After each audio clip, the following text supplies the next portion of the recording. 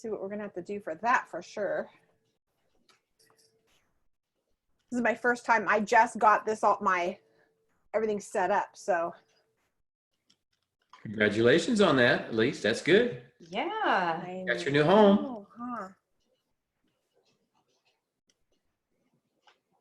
I know, guys. Oh my goodness. Oh, how fun. Hello, everyone. Say hi. Hey, hey, everyone. Shalom, I shalom. see a hello, y'all. We got the chats, fun chats already starting. Gosh, it's a new month. It's been Sure already, is. they seem like they just go faster and faster every year, every month. I was just thinking that how quickly a week went, you know, when we think about the next portion. I just like, what happened? How did this all go? So, whew. So my internet is a little sketchy right now. So I'm going to just say, Father, thank you for this time together. We thank you consecrated this time. You've consecrated this moment. I thank you, Father, for the words that will bring life to others and will edify and lift you up. Let the words of our mouths and the meditations of our hearts be acceptable in your sight, for sure. Yes. Yes, thank you. What a blessing. What a blessing to be here tonight. Thank you for joining us. Thank you, Bill. Thank you, Brenda, for hanging out with us tonight. And all of you guys already on here. What a blessing. Boy, is this a fun... Can we just jump in just really quick about this week's Parsha? Like, I just want to just say, Brenda, you came up with something that you had read. Can you share about the different positions? I mean, that was just really good. I thought we need to share that and then we can move on to the other stuff. But I thought I went through it as I was reading and doing on each one of the Parshas. I was like, oh, yeah, when you do, oh, it is all positional. So do you want to share that? Right. Yeah, Bill, you can help me out on this because I don't have any notes on this, but this one is the standing ones are when you stand, and also the second part of our parsha this week is what's it called?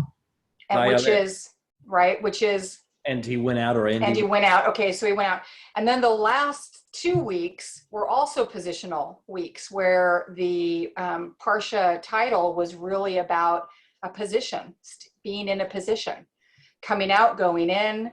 It's this type of thing. So these 5 weeks, if I'm correct, these 5 weeks are very positional.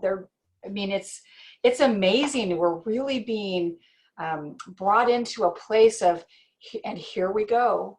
And now here we are, and here we're going. It's just beautiful. The whole Parsha is amazing.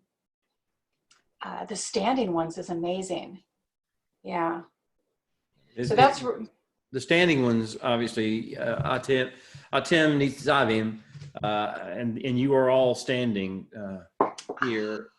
This is the climax of Torah. This is what Genesis 1:1 through Deuteronomy 29 are all about. Mm-hmm. The whole book is about these few moments that Moshe will spend pouring out every fragment of wisdom and every fragment of revelation that he's received out over the populace, and in saying, make it very clear, he's not just talking to the people that he's looking them in the face.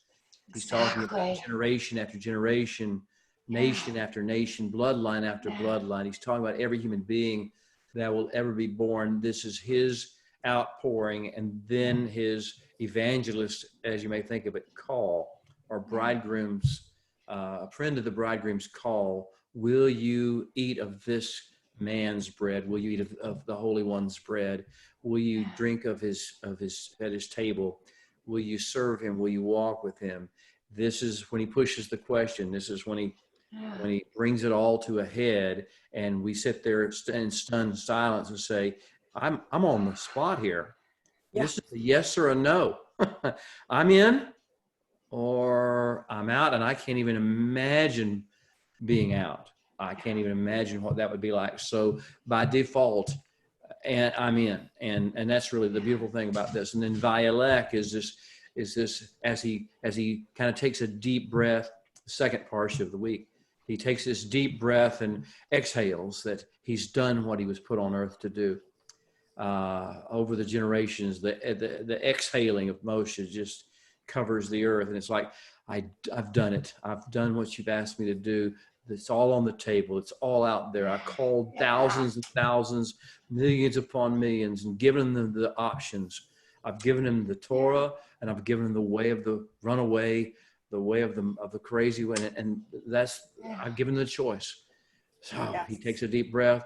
He goes out and he says his goodbyes, and he prepares to hand off the scrolls. That beautiful moment when he hands off the scrolls of the Torah to the Kohanim, to the priest, to the Levites. He has one copy to the Levites and one copy to the elders of the tribes.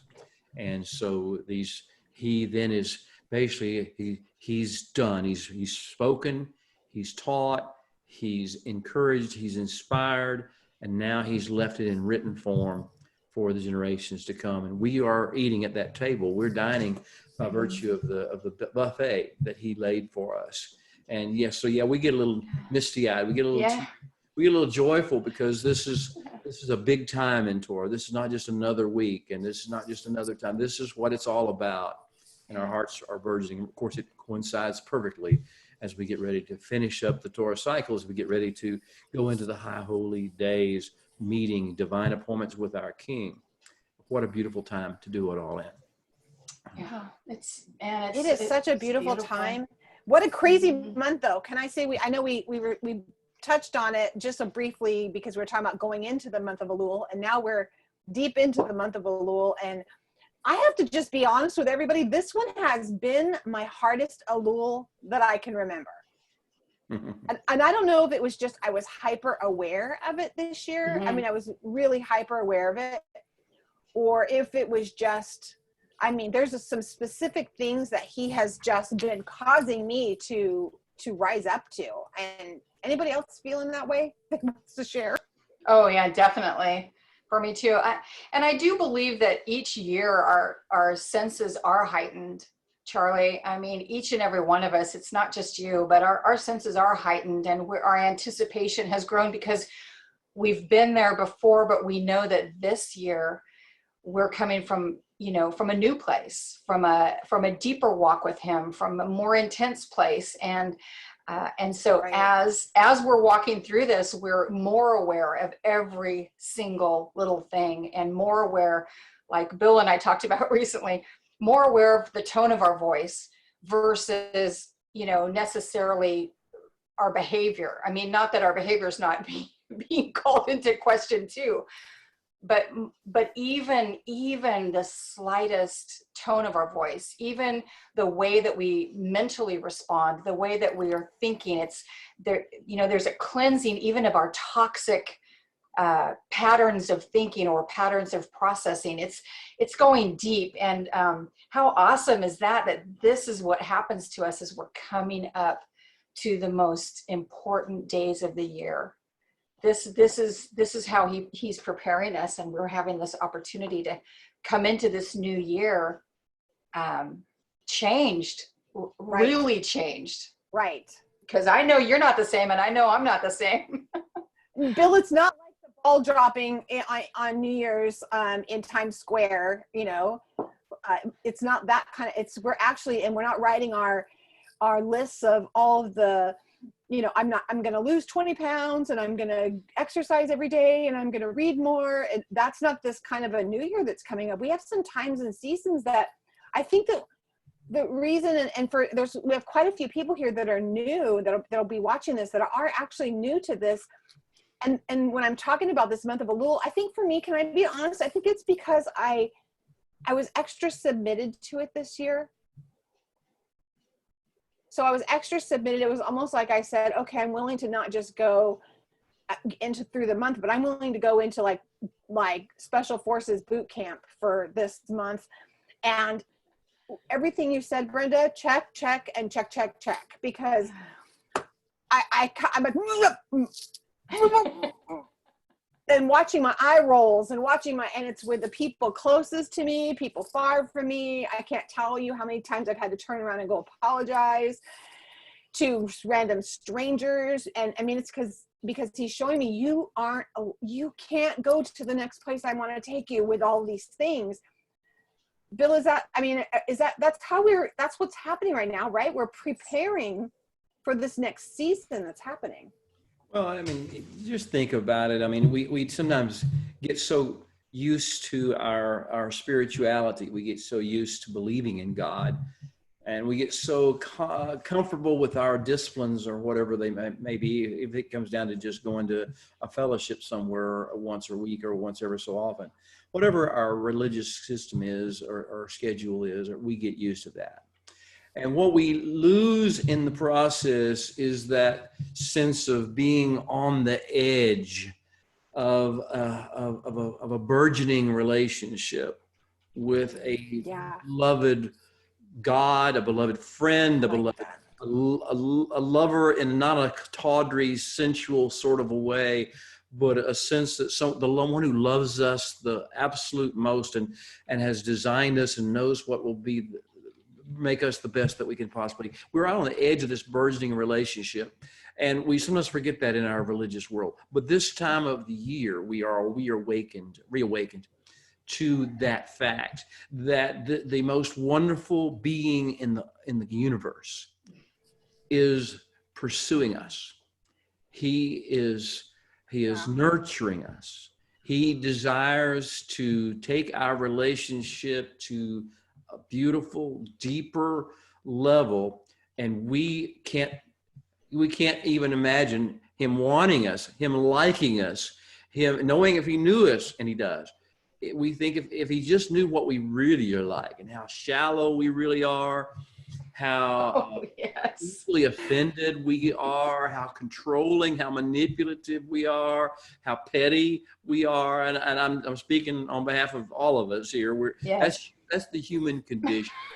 The human condition is that until you are in the presence of majesty, until you're in the presence of greatness, absolute beauty and holiness, when you're in that presence, you sense you were made for that. It's a little uncomfortable because we're used to being petty.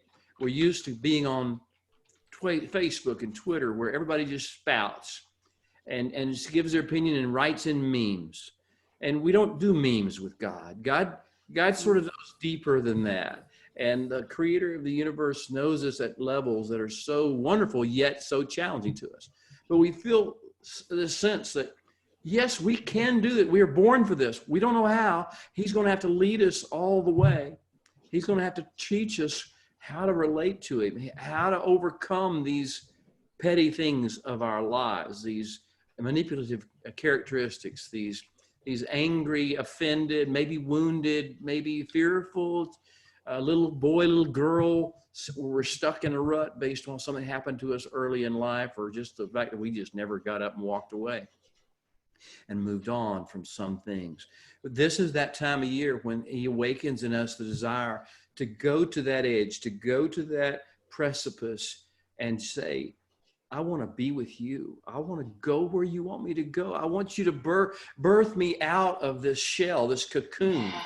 Birth me out of this chrysalis that has caught me all bound up and made me into this little bitty thing that I'm really bigger than this. Make me over again. Let me be born again, and again take away all the doctrinal, theological stuff.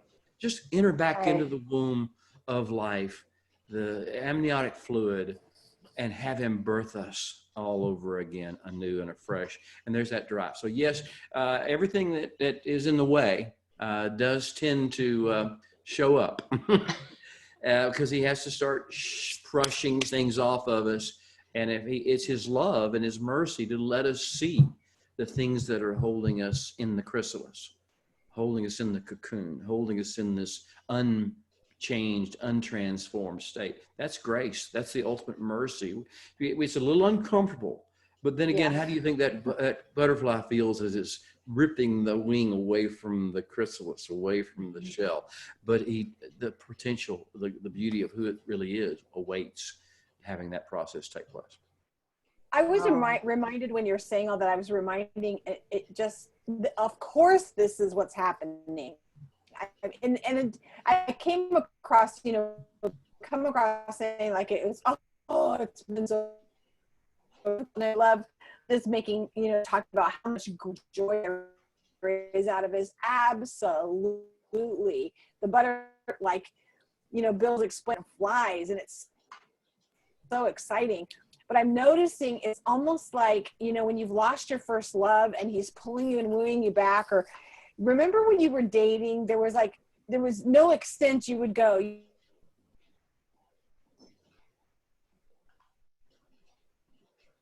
Or did you lose her too? I did. I Yeah, did. her internet may be off right now or fading. Okay.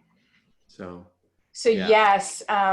Yes, we definitely, Charlie, what you're saying is really true. There's no links when you are in that courting phase of your love.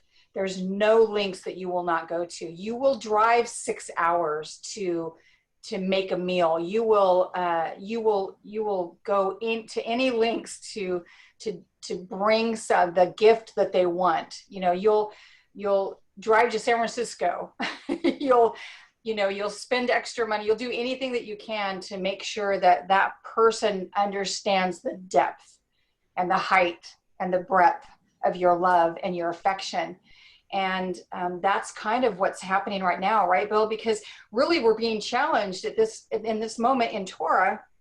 We're being challenged with the curses, I hate that word, but that's what it's saying in English.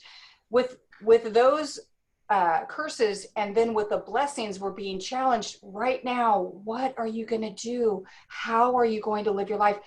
We're at a precipice, and not just us, but our generations are at this precipice. And so what we do and how we do it is really valuable to the generations to come.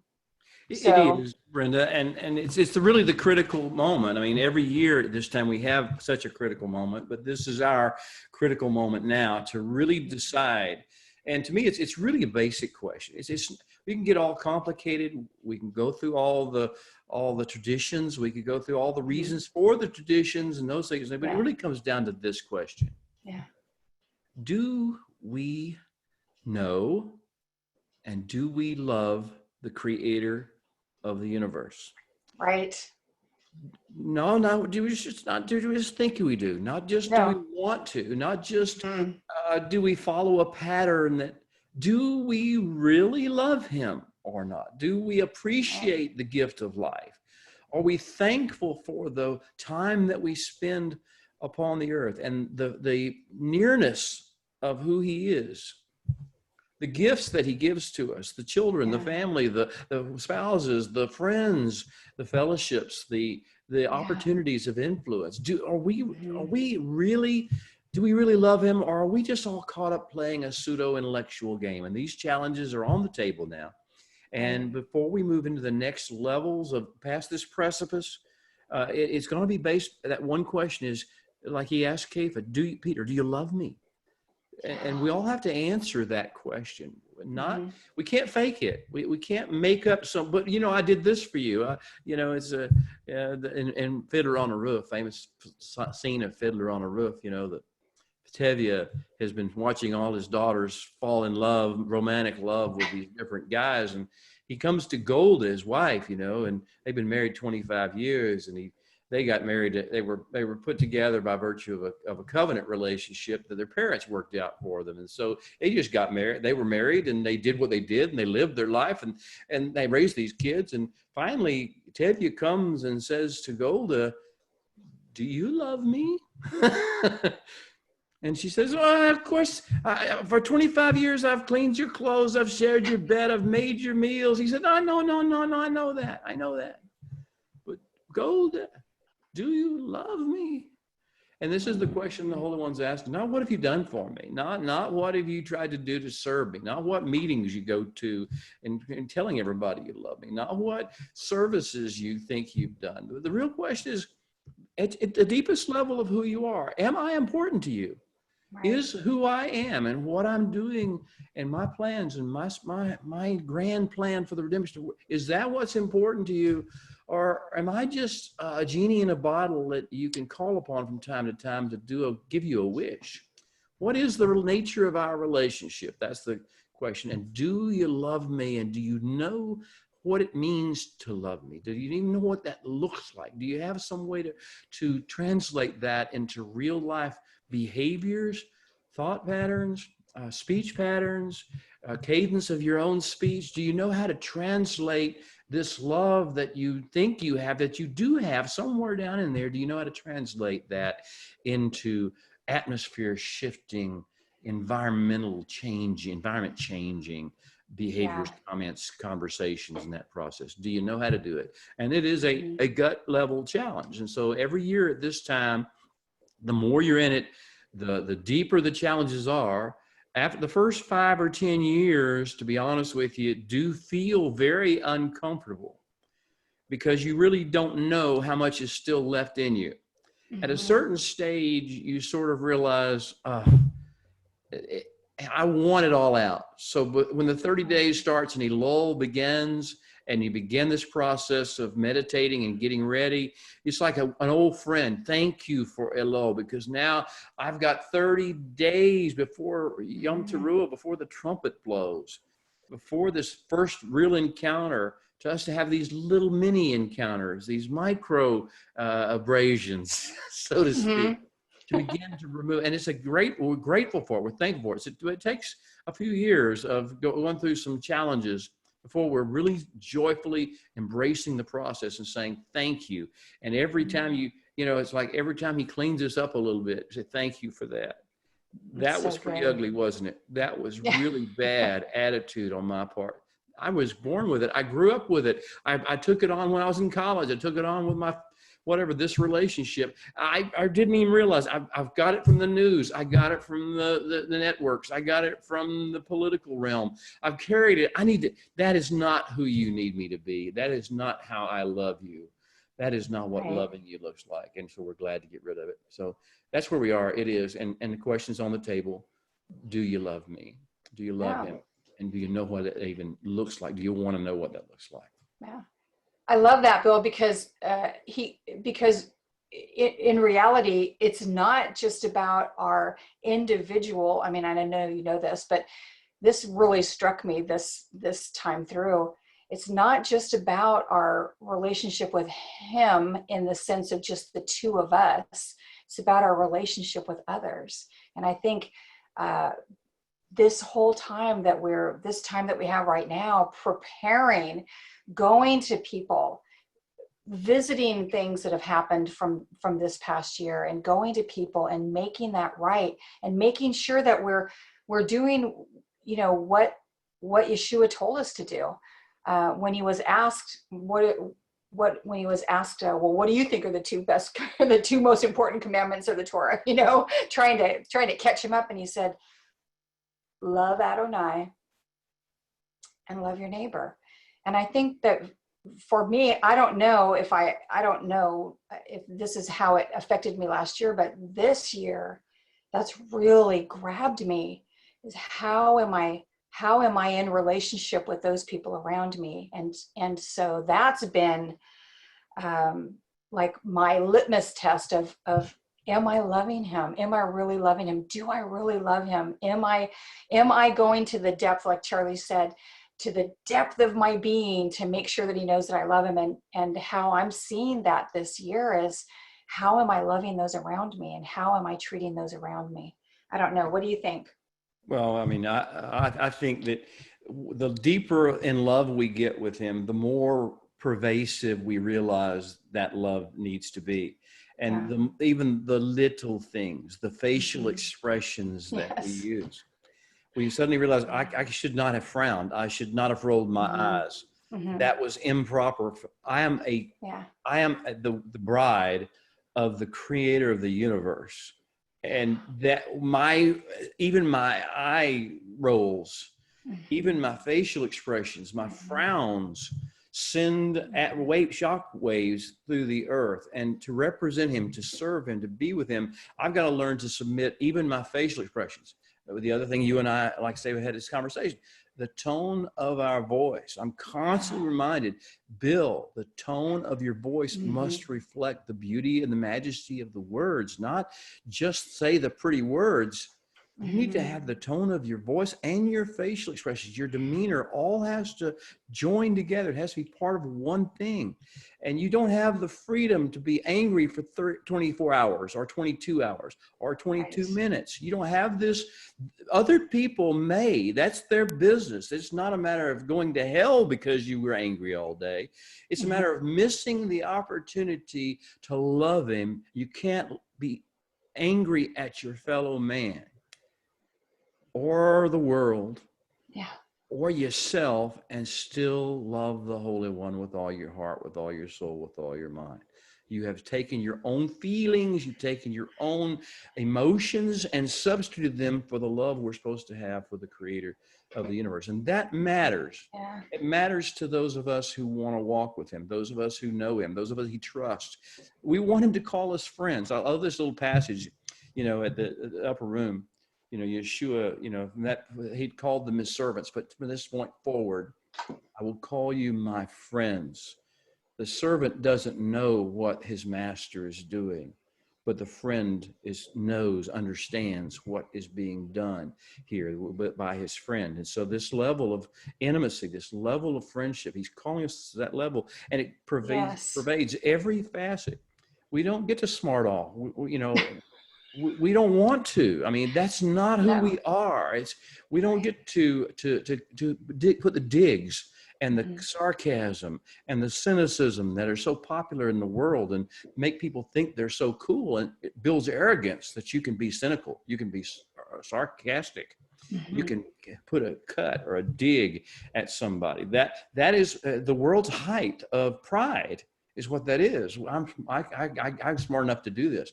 Well, in the kingdom, we sit there and say, if I love him, that has to be put away. That's some of the part of the pervasive things that have no place in me anymore. And I'm going to have to work on that. He's going to have to work on it with me, and I'll have to bear some discipline for that. I deserve, and I need the discipline. Kevin Prosh, Light the Fire Again, the song Light the Fire Again from many decades ago. Lord, I need your discipline. and that is one of the lines. We so desperately need him to discipline us in these little things, to refine our behaviors, to refine our attitudes, to refine even our facial expressions and our tones of voice, that we can truly honorably say and know we're walking with him. We're reflecting his goodness into the world, his wisdom into the world, not our own attitudes and our own selfishness. Right. This has been an amazing opportunity to grow. It's just been amazing. I'm loving that we are focusing on the times and seasons, because that's really, the stars reflect, right, Bill? The stars are reflecting the time of our coming together. The stars, the sky, everything, the crops, everything, creation, everything is telling us, oh, it's time. Oh, it's time. Here we come. We get to be with them. This is the time is coming. And when we look up at the moon and we're seeing that it's just a few days away from the next, cycle into Tishri. Here we go. It's like you can build, that anticipation is building. And I'm really loving that. Now we've got, in just a few days, we have Rosh Hashanah coming up. And Bill, do you want to talk a little bit about that and what that is? A lot of people think that it's basically just like a holiday party, but really there's so much more to it. And then followed closely by Yom Kippur. So Brenda, I think we have such a commercialized view of holidays, and we have things like Labor Day we just had in America, and National Pumpkin Day, and National Secretary's Week, and we have a holiday for everything. We have a Mother's Day, we have a Father's Day, we have a Grandparents' Day, and it's all about buying cards and flowers and taking people out to eat and building the economy. It really has no relationship to life at all. It's just a superfluous fake thing that we do, and that doesn't. Halloween's coming up, and we have all these different meaningless that are just parties and just ways to waste money or spend money and get emotional and get sentimental about stuff that really fades within a few seconds after it's all over. Now, that is contrast to the divine appointments of our Creator. The Holy One himself has ordained that there are certain stages of time in which all of creation, like you say, and all of mankind begin to feel this something is happening inside. There's this, we're getting close to the final harvest. The final harvest of the year is the olives. That's after Sukkot. And that's the season. The instrument we use is the rod, and it's a time of shaking. That olive trees are harvested by shaking the tree. So it's a time of shaking. So we're coming close to that shaking time, which will come around Hanukkah. But in the process, all of creation stirring to get us to that point. What we're seeing is, it's the height of the hurricane season. It's the height of the wildfire season. All of the things that are happening in creation are coming to that point and drawing our attention to that point, that we're coming to a divine appointment. We're coming to this time when it's not a holiday. We cook a few nice meals. We get together with our family. We buy some stuff down at the store. We contribute to the economy. This is actually a time when we're going to focus on our relationship, on building our relationship with our King, with our covenant partner, with our Creator. And that is the difference between these days, like Rosh Hashanah. Yom Teruah is the real biblical name of it, the day of blowing, the day of breathing, the day of sounding, the day reminiscent of the Garden of Eden, when Adam and Hava were hiding behind the trees under the fig leaves. And the Holy One comes, and they heard the sound, they heard the blowing, they heard the noise of the Holy One coming to the garden. And they ran and hid, and he said, Ayeko, where are you, Adam, knowing where they were all the time. And so this is that day of coming back to that moment. We are Adam, we are Hava, we are Eve. We are hiding behind our fig trees and our other trees. We are hiding, covering ourselves, feeling naked and feeling ashamed and not really liking the one we're with. I mean, Adam was blaming Hava. Hava was blaming the serpent. The serpent was just smiling and saying, yeah, that's the way it works, ain't it? I'm just doing my job. I'm just doing my job. Sarah, whatever will be, will be. And the serpentine sort of sarcasm and cynicism, which is where all that comes from. All these things are working together, but we're having this appointment with the creative universe. We're going to come out from behind the fig leaf. We're going to come out from behind the tree, and we're going to say, here I am. Here I am. I need to talk. We need to talk. I need to bear myself. I need to get right with you. I don't want to fall down the same trap Adam and Hava went. We need to make tikkun. We need to do some fixing of this scenario here. So here I am. What there is of me, what there is left of me, what I might have to offer. Here I am. And that's Rosh Hashanah. That's Yom Teruah. That's the responding at the day of the sounding. And our hearts are crying, and creation's telling us, this is that time. Get ready, get ready, get ready. He will be there for you. He is here. Are you ready to meet with him? And so that's what we're coming out. And then we have two more after that, Yom Kippur, and then obviously Sukkot and that 8-day season. Mm-hmm. Yeah, that's beautiful. Now we have Yom Teruah coming up, and then we have, 8 days? I believe it's 8 days It's until 10th day. We got the Yom 10th Teruah is on the first day of Tishri, and Yom Kippur is on the 10th day of Tishri. The 10th day, okay. After you finish Yom Teruah, which is one day, you got 9 more days, and the 10th day is the day of fasting, the day of rehearsal of our own death, as we say, because we're not eating, we're not celebrating, we're not going out in the world like we normally do. We're going into a tomb, as it were, as Yeshua did. We're following Yeshua into the tomb, as it were, waiting for him to bring us forth, bring it to resurrect us in this process.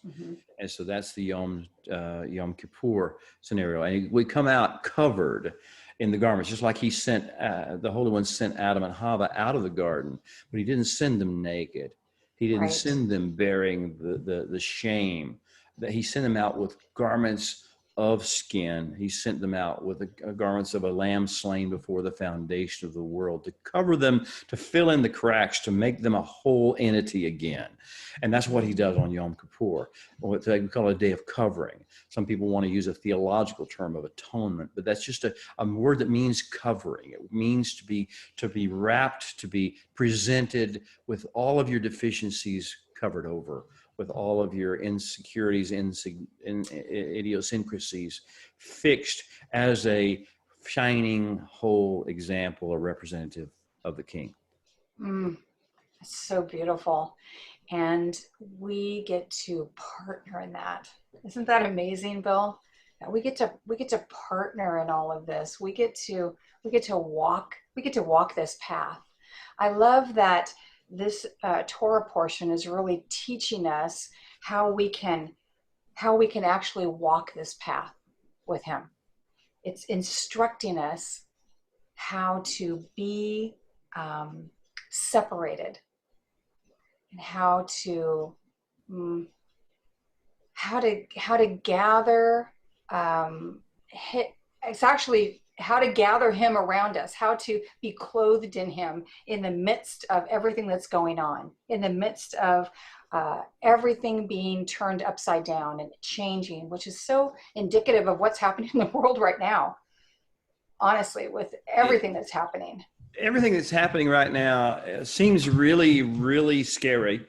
I've talked to someone this past Shabbat, and I understand. Look, the things are fearful. If you just look at the flat image that's on the news or on your Facebook or your video, your messenger, what comes into it gets frightening, and you see it in that context, but it's part of a grand overall scheme, and the Holy One knows all about it, and the Holy One has something bigger going on than that, bigger than BLM, bigger than Antifa, bigger than COVID, bigger than, so those are tiny, minuscule issues that we're dealing with, social injustice, and all the things that seem to occupy such a big piece of our emotions and play against us, and we turns us one against one another, and turns all the things that the media, that the world tends to do. The Holy One is sitting smiling and says, I'm going to turn this all on their own heads. I'm going to turn this back, and I'm going to use this for good. I'm going to bring about some great good out of this process. So yeah, it all seems very frightening, but in the process of what's happening is, just as you said, the Holy One is teaching us. Moshe, in his final gasping words, are saying to us, he says, here is the key. Choose. And I love it. Uvcharta b'chaim. Choose the lives that God has chosen for you to live. We say it's choose life, but it's a plural. It's a superlative. It's the superb. Choose the lives, the livings that God has ordained for you. But it has to be a choice. You have to make this choice.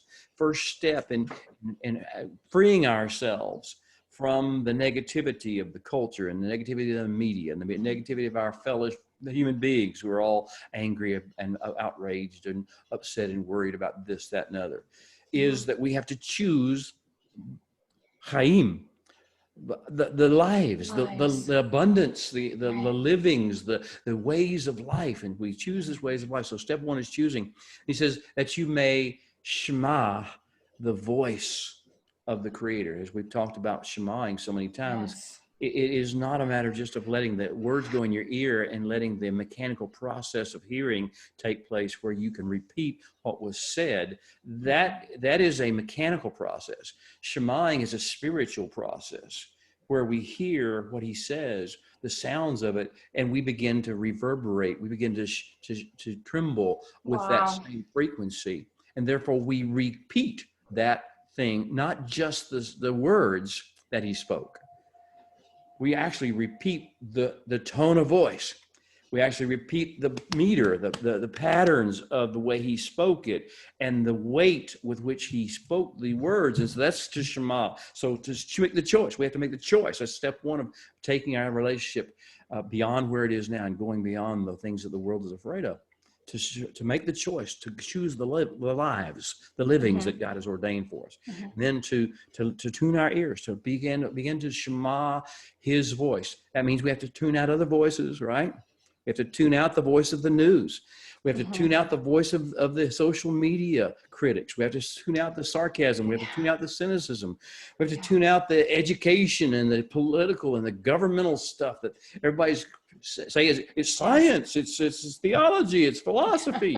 Tune it out, because we need one voice. The voice we need to hear is the voice of our Creator, who is singing over us and whispering love over us and declaring beautiful things over us and over our world. And so we do that. The third thing is and that way, and once you begin to choose, and once you begin to hear Shema in the true way, the next thing happens is you begin to love the Holy One, your God, with all your heart and with all your soul.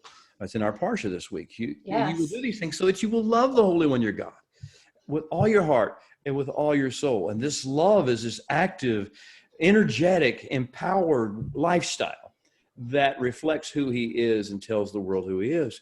He says, and that you will be devakut. Debak in Hebrew means to take two things and mold them together. Devakut is a state of that happening where we become one with him, one in thought. Now it comes in, it comes out. It's like a radio station that you're just barely out of tune.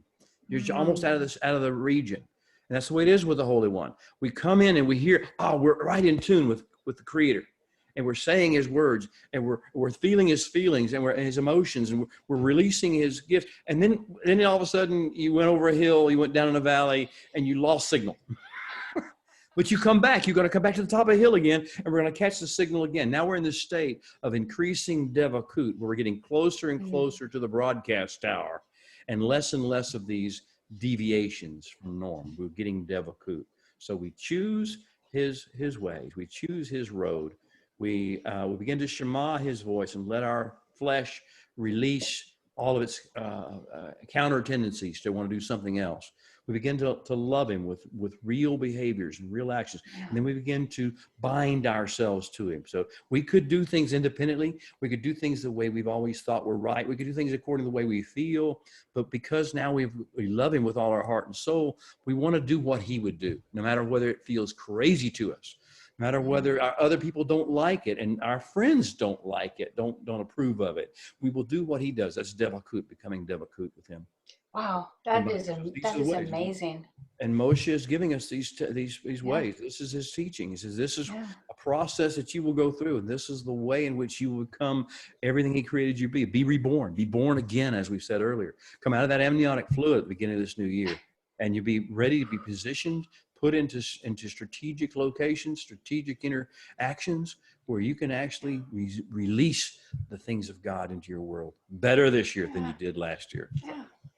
Bill, I feel like this is such a prophetic word to the people, because if every person that hears this, every person who's studying the Torah this year would embrace this, our world would be changed.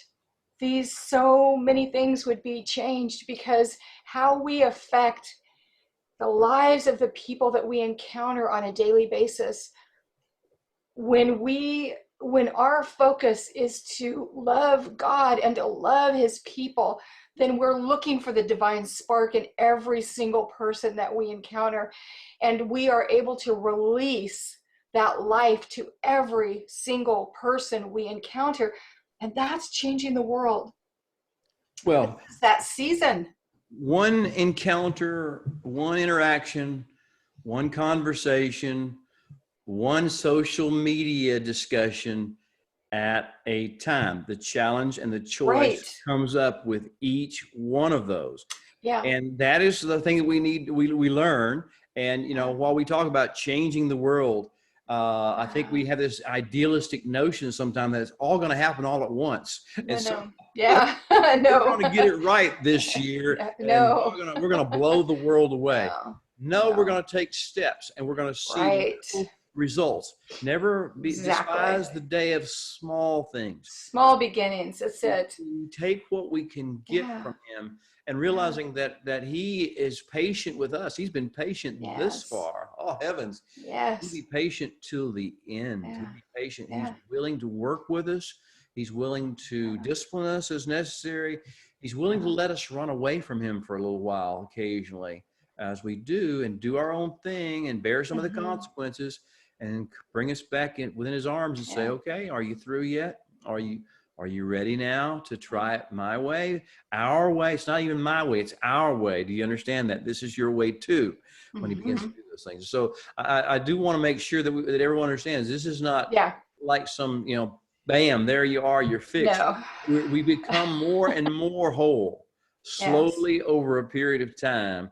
Some Yes. days better than others, but Yeah. better over the course of months, over the course of years than it's Yes. ever been. And yes, creation Yeah. responds to us. Yeah. Creation recognize it. Yes. Hopefully our families begin to recognize it, because that's really Yeah. a critical test here.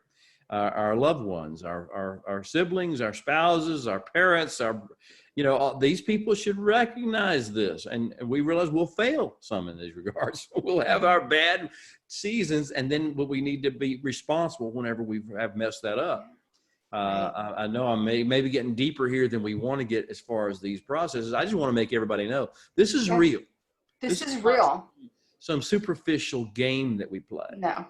This No. is the creator of the universe training up special forces, realizing each one has a unique Yes. level of things they have to overcome personally before they can overcome any of the enemies that are out there in the world for his Yeah. kingdom. And we're in this process. It's a beautiful process. It's Yeah. worth every bit of it. Yeah. Just I think from where I'm coming from, I'm seeing things that are changing around me by just in just momentary encounters. For example, I know that Charlie is having issues with her internet, so she's not able to join us. But she had an encounter with a gentleman who was really cranky and very stern, and off-putting to her. And instead of taking on that offense, which would have been very easy to do, instead she returned to him a kindness, and she spoke very well of his business and told him how beautiful it was and how much it meant to her and how grateful she was and how thankful he was. It changed his entire countenance. And that's what I mean by changing the world. I really do. I really do believe that. I believe that each and every one of us, that is the blessing that we have with the creator of the universe residing within us and reaching out to people in a manner like that. And I heard him on the phone today when she was talking to me, and that gentleman drove by and he stopped his car and he rolled his window down and he was yelling at her, "How are you doing? Are you having a good day?" I mean, this is completely opposite Love it. of what he was saying yesterday or how he was behaving yesterday. I thought, wow, it just took one kind word, and it's not fake, it's true. It's true kindness, true loving your neighbor, looking beyond the cranky, beyond, and finding that divine spark in somebody and really speaking to that. And I'm feeling inspired that each and every one of us have such a beautiful gift that God has placed within us, of his presence, his love, his grace, that we can share that with others and be kind. It's amazing what kindness does to people. It's just amazing.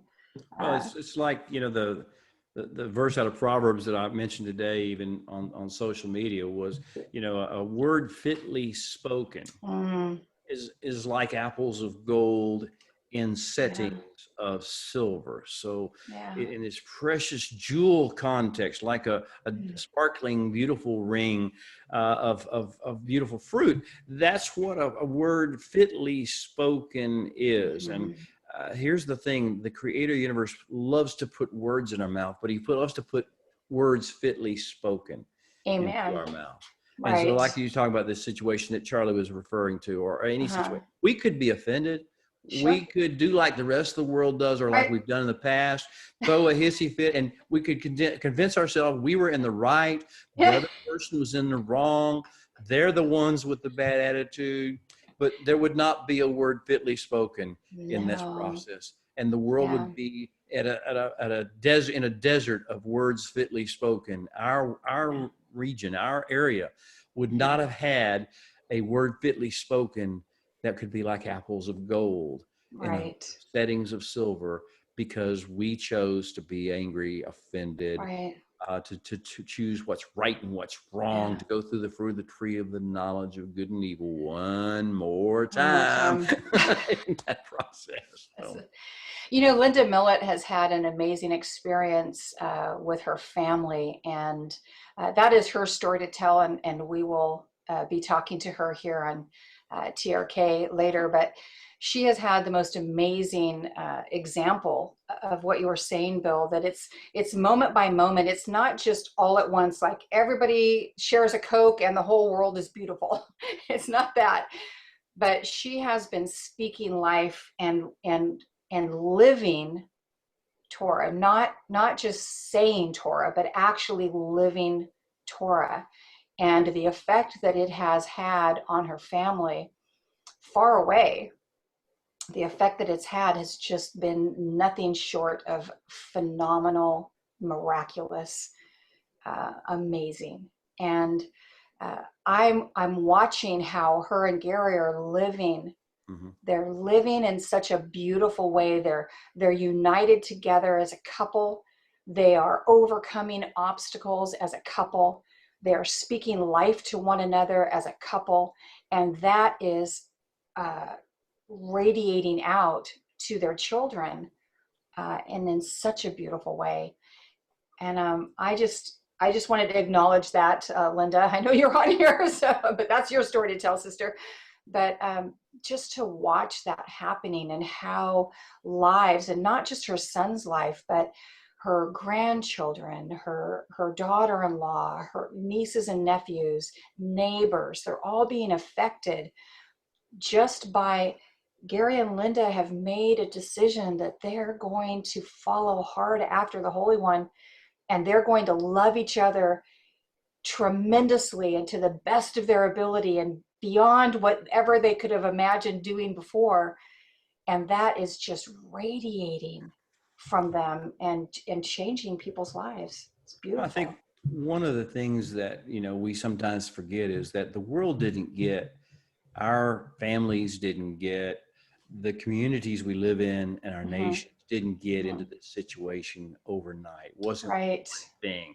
Politicians, Right. they want to blame one person or whatever. It No. is we have had a series of generations even that Yes. have been in a downward spiral, a spiral away from the ways of God. And Mm-hmm. we're talking about things that are multi-generational, Yes. transgenerational. We're talking about decades and centuries worth Mm-hmm. of negativity and patterns of negativity, strongholds of negativity in the world. Mm-hmm. That's where we are right now. So it's not realistic or even beneficial to start talking about in terms of we're just going to fix that in a moment. It is now a process that we have to start unwinding one thread at a time, one Yes. one finger, one prong of the stronghold, one Mm-hmm. beam out of the stronghold at a time, and we do that.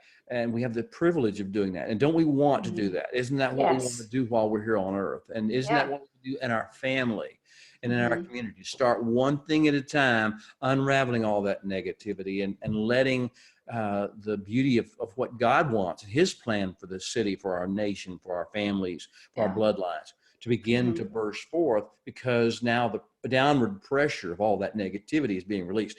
But it just takes one thing at a time. And I love what you're talking about with regard to Linda Millett, others that may are now watching it or maybe watching it. What we're seeing is by making little steps forward, which are really Yes. huge steps, Yeah. may seem small in the greater context of how dark the world is. When Yeah. we start making these little steps, we begin to see supernaturally increased, microwaved, as it were, responses and results. And sometimes it takes a few years of Yes. doing it consistently Yeah. and seeing virtually no response. And then suddenly it hits and something happens. And suddenly now it's like all the 5 years worth of response comes in one day or in 1 week Yeah. because something broke in that process. Don't give up. Don't quit. Don't Don't quit. think somehow we need to just keep doing what we're doing. What we're doing as a culture, what we're doing as nation, what we're doing as a community is not working well. Right. Right. What we're doing in the kingdom, on the other hand, has the potential to begin to demilitarize the negativity and bring about life. Agreed. Agreed. Yeah, exactly. You know, just watching year after year, people just putting their feet on the path year after year, of seeing them just do little by little by little by little. And now the snowball is happening, and it's just beautiful to see. Yeah.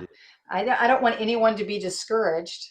I want everyone to know that it is just, that's all that he's requiring of us is moment by moment. He's not requiring us to go out and change everything all at once, or change the whole, we can't, it's not possible. But with us, it's choice by choice. And that's why I love what Moshe said, choose. And that's the clarion call right now, is choose. In every situation, Bill, we get to choose. We really do. We actually get to choose and partner with the creator of the universe to choose, as you said, lives, because it's more than. One of the key factors of choice is vision. If you don't have a vision of what the alternatives are, and an understanding of the magnitude and the magnificence of one alternative over the other, then choices don't seem to be very important to you. But once you've caught a glimpse of the Creator's plan, once you've got a vision of His goodness and what He can do in a moment, in one person's life, not everybody's life, in one person's life, right, in one family, in one bloodline. Once you begin to get a picture of that, then this choosing thing becomes a delight to us. Yes. Oh, I could choose the way of the world here. Why would I do that? I want to choose my King's way in this process. I will let myself and my emotions and my stuff, that's irrelevant. I want to see Him move. I want to see His will be done. Yeshua's famous line from quoting the Psalms, I've come in the volume of the book to do your will. I delight to do your will. And that's where true joy comes from. Yes. That's our holiday, when we are able to sit there and say, that was the will of God. That was the will of God. The most delightful thing in the world is to do the will of God. Oh, that's really beautiful. I see numbers down on the little chat thing. Are we supposed to be looking at that, Brenda? I know this is, Charlie was going to moderate this process. No, we're good. I've got it. We have Linda just said, yes, our firstborn is now following Torah, and he loves the rabbi's son. He's following it daily, and he's sharing it with everyone. And Linda, we're so delighted to be able to welcome your son. Yes. It's fantastic. And there was one other question, or no, not a question. Linda had just said, oh yes, this year the month of Elul has been dramatically different. It's been a circumcision of the heart that goes deeper than it has before, and there has been more joy. Yes. And I love that because in our Torah portion this week, we're being challenged to walk in joy too. We're being challenged to choose joy. There's so much to talk about, but our time is up. Mr. Bolluck, do you have any parting words? Do you have anything else that you wanted to say or encourage for this beautiful time that we're approaching here? Next month, we'll have already moved through these. Yeah, this is the 22nd. It was sundown tonight. It's the 22nd day of Elul. And so we only have a week, basically, until Rosh Hashanah, a week and a day, until Rosh Hashanah. And so we are in the last stages, the last phase. It's a joyful time, and yet it's a time when our nerves are a little bit on edge, our hearts are sort of trembling with inside, but that's a good thing. It can be a wonderful thing. Like you said, one of the things that Moshe was talked about in the Parsha this week is that whenever you serve God, when you get involved and you catch the dream, you catch the vision, the question is going to be, the litmus test is going to be, Are you joyful in doing it? Because you can do this sort of thing and get caught up again back in the world of a religious mindset, a sense of duty, a sense of obligation, a sense of burden. And he says, that's not going to be joyful to you. And I just want to encourage people as we get close to Rosh Hashanah, we get close to Yom Kippur, as we get close to Sukkot, as we begin this reacquainting ourselves with the Creator and His plan and His plan for us. This is about joy. This is not about hate. This is not about anger. This is not about losing. It's not about dying. It's about living. It's about choosing lives. And this joy that comes with it is a joy of our Creator. And the joy of the Holy One is indeed our strong tower. It is indeed our strength. It motivates, it inspires, it empowers us to do all the things with passion, with energy, with excitement, with a sense of gravitas and purpose. So I encourage everybody, dig in, go for it, and make it all about love. Answer the question that's on the table. Do you love Him? Do you want to love Him more? Are you ready to go deeper in the love relationship? Are you ready for devachut, to actually join and bind together as thought and of word and of tone and of a sound and of facial expression, of body language, of behavior? When we become one with our King, that's where the joy is really found. That's so precious. Thank you. Hey, we are going to be saying good night to everyone, and we appreciate all of you joining us. And I am going to ask you, Bill, I'm going to call on you real quick. If you would, please, would you just say a prayer over all the people? Let me just bless the folks who are watching now and the folks who will be watching and who will tune in at a later date. Father, we honor you. You are indeed beautiful, majestic, and wonderful in all your ways. And we don't even deserve to stand in the same place that you are, the same universe that you're in, by virtue of any merit of our own. But you have called us to be your sons and your daughters. You've called us to be your lovers. You've called us to be your covenant partners. And all those who are watching, you're calling them right now to come into your chambers with you, to walk in your chambers and to be renewed and refreshed, to be loved like they've never been loved before, to be healed like they've never been healed before. I pray a blessing that there would be a healing balm that be spread over their hearts and over their spirits, and as well as over their bodies. And may there be, for each one who is watching and for each one who will be watching this program, that your heart will be beating where they can sense the vibrations and the pulses of that and know they are connecting with the Creator of the universe and awakening to the person they were designed to be. May that be their portion. May that be their inheritance. May that be what they experience in the coming days, the high holy days. Amen. Amen.